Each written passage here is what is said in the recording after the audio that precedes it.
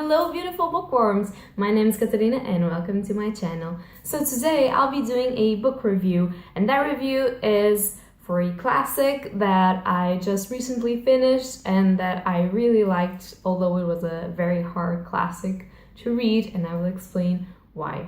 So this review is for the Hunchback of Notre Dame by Victor Hugo, and this is a Portuguese edition, so it's probably not the edition that most of you guys know, and it's a very beautiful edition. It's a hardcover, and I'm a sucker for hardcovers, although I don't have that many, but it's just so pretty.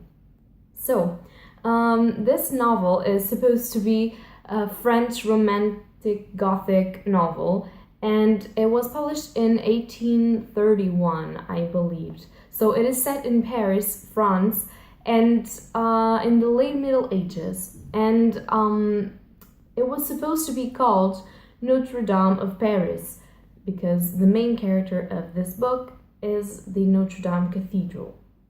But because of publishing reasons and Gothic selling more than romantic at that time period, it was called The Hunchback of Notre Dame, because having a creature, a weird human creature in the cover of your book apparently sells more than calling it Notre Dame of Paris, which I understand, because if you knew that it was a book about a cathedral, maybe you wouldn't want to read it, because why is it a book about a cathedral? But wherever. So that's the main reason why my copy is called Notre Dame of Paris and not The Hunchback of Notre Dame, which confused some people here in Portugal. Some of my friends were like, "What are you reading?" And I was like, "Yeah, it's The Hunchback of Notre Dame." I know it's not a title that's in here, but that's definitely what I'm reading. So yeah, the main character of this book, as I said, is Notre Dame Cathedral, not just because it's the main setting for all of the plot, but also because it's the focus for all of the themes that Victor Hugo approaches, because he uses this book as a way of talking to society about the mistakes that we are doing with architecture, pretty much. And what he has to say is that we don't respect the work that we have been doing so far, and that we always try to destroy what we do and replace it with other stuff. And he uses the cathedral to talk about architecture and how we are destroying some of the styles that remain there and trying to replace them with other stuff. So that is the main premise of this book, and he actually stops the supposed main plot a lot to talk about some of those things, which can seem a little bit boring, and it were some of the parts where I had a little bit more difficult to proceed reading, because he just started describing architecture and how it worked and why he was so mad at the society in his time and in other periods of time in France. And you are just like, I understand your point, but can you please continue with the story, because I'm very interested in what he had to say, but I really wanted to know about the characters. And yeah, so you can get a little bit, yeah, it doesn't have a lot of fast pacing, so yeah. But I'm going to try and talk a little bit about the supposed main plot of the book without being those forced stops to talk about architecture and literature and etc, etc. And the main plot of this book is very complicated to describe, because the characters that you would assume that are main characters are not main characters. So the book is supposed to be called The Hunchback of Notre Dame, and you do have an Hunchback of Notre Dame, and he is called Quasimodo, and he is deformed, and he lives in the cathedral, and he rings the bells of the cathedral. And this sounds a little bit like the Disney movie, but all of the similarities end here, because this book is really sad, and the Disney movie is a little bit sad, but it's not that sad, so yeah. So basically, what you can say about the plot of this book is that it's not the story of Quasimodo, although he plays a role in it. It's mostly the story of Esmeralda. And Esmeralda is supposed to be a gypsy girl, and she dances on the streets with a goat called Jali. And she has a way, like, she is so innocent and so childlike that she has a way of attracting all of the men that watch her dance. And particularly also Quasimodo, because he watches her dance and other stuff that I can't say because this is supposed to be a spoiler-free review, and also a captain of the guard called Phoebo, and a priest called Claude Frollo. And as you can understand by this, it is not a very good dynamic. So, Phoebo is supposed to be the main love interest of our gypsy, but he doesn't really love her, and that is one of the main reasons why stuff starts to go wrong. But the main antagonist in this book is supposed to be Claude Frollo, and he is the adoptive parent of Quasimodo, because Quasimodo was left for death and because he was deformed, and in that particular time they didn't accept deformed children. They thought they were like a devil's child or something like that, so he adopted him because he pitied him, and he took him to live in the cathedral with him, and people started thinking he was a sorcerer because he adopted the child of the devil, and he was also into alchemy and other stuff that probably, if you're a priest, you shouldn't be into. But yeah, that was a popular opinion, but it wasn't, like, he was very powerful and nothing got in his way, basically. But then he met Esmeralda, and I don't want to spoil you for anything else, but the fact that the main antagonist in this book is a priest is also a criticism to society of that time and of our time too, because some things in here couldn't be more accurate for some of the stuff that are going on, like with priests and little children and stuff like that.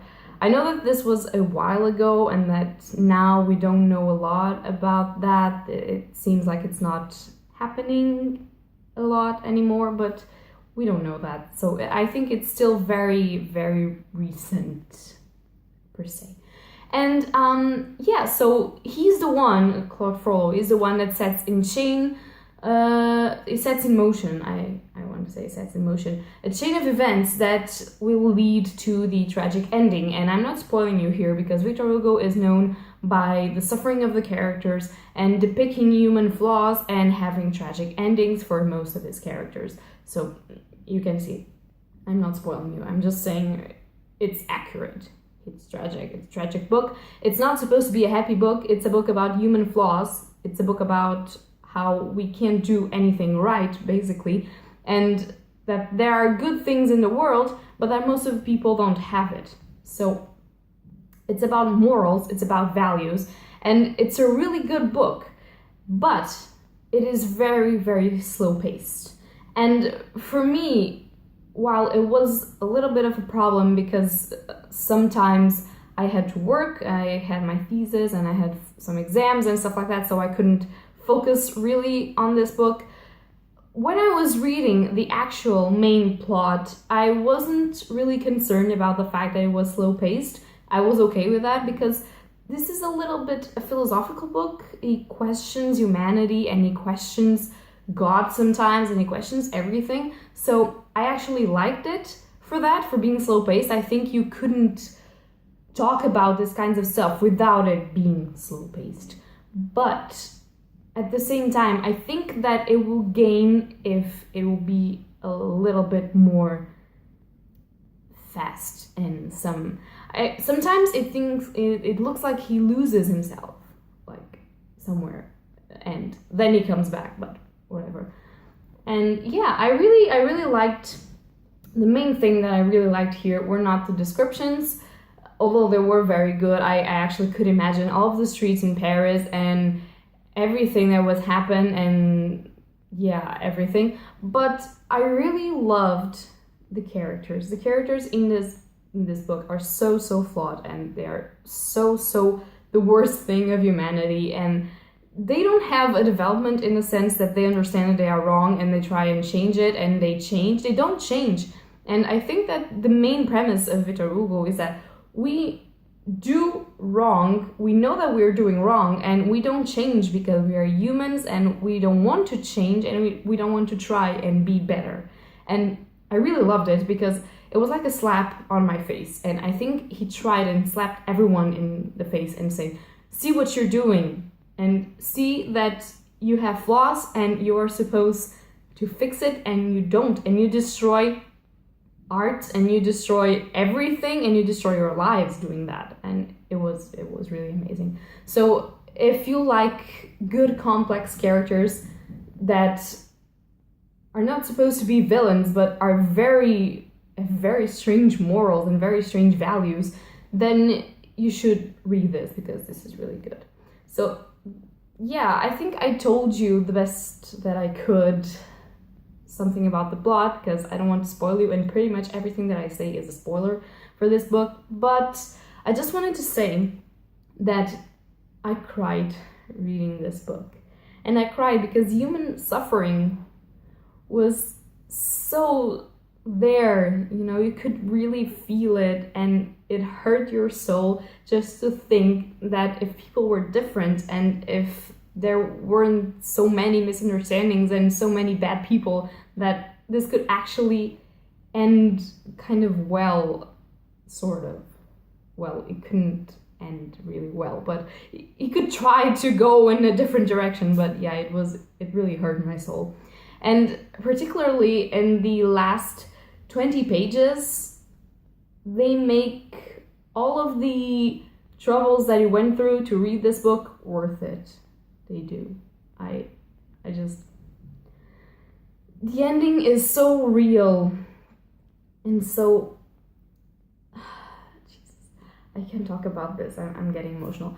But yeah, I really loved this book. And I want to say that I know that some people think that classics are all the same and they don't like classics and period. But I don't agree with that. I actually really love classics, but that's my opinion, and if you don't like them, it's okay. But I think that classics are very, very different in a way that most of the classics that I have read, although I actually learned a lot from them, and that's why they're classics, because you learn a lot with them, that's my firm belief, they're different from this book. And this book is a learning book.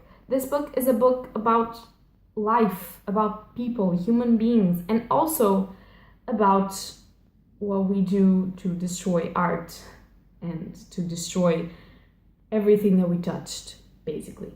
So you can't read this in 2 days or 3 days. You have to really be attentive. You have to really search inside to what this book says. I had to put this book down sometimes to just really think about what he was saying, what Victor Hugo wanted to say. And I think that that's different from other classics, because I normally pick up a classic and I don't read them as fast as other books, that's true, but I just flew through them and they're finished. It's a very good story and I loved it, and now moving on to the next one. And this one, you really have to learn while you're reading it. You have to put it down, you have to think, and you have to reach a conclusion, and then you have to say, okay, I know what you meant, and now I will proceed with the story. And yeah, so if you don't like those types of books, maybe Victor Hugo is not for you, or this book is not for you. And yeah, so I really liked my first experience with Victor Hugo. I can't wait to read Les Miserables, which I think it's probably his most known novel, and yeah, I really liked it. Although I suffered a lot with the characters and with the plot, I really enjoyed it. So if you love characters, I think you should give this book a chance, but be warned that this is a very massive, very big classic, not in a sense of pages, although it's kind of big on pages. It has, in the Portuguese edition, 538 pages, but that doesn't matter. It's really big on the content, on the inside, and for me, that counted a lot. So yeah, I hope you guys like this video. If you like it, please leave a like or subscribe, and tell me if you agree with my review. If you don't, I will be really happy to know your opinion about this book, if you've read it. If you are going to try and read it, please say so also in the comments down below. And that's everything. Bye!